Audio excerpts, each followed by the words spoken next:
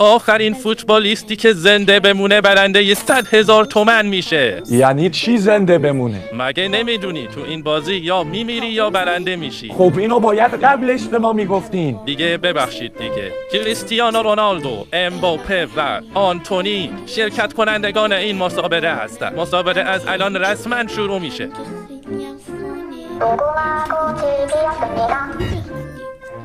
امباپه رو چرا کشتی؟ تو آفساید بود. اینجوری نمیشه. بریم VAR رو چک کنیم.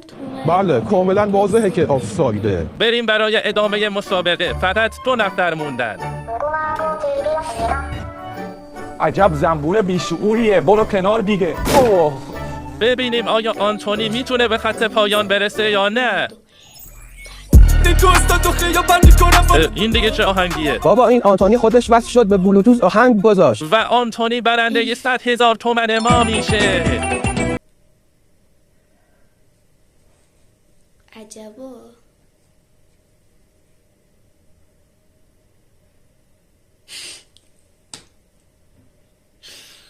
وای خدا، رونالدو چقدر باحال مرد.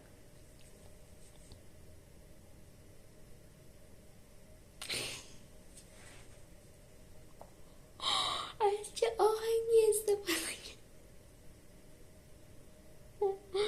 بچه خیلی باحال بود. ولی این ویدیو یک سوتی داشت. اگر که تونستید اون سوتی رو بگید، به هر کسی که اون سوتی رو درست بگه بهش جایزه میدم. اومگش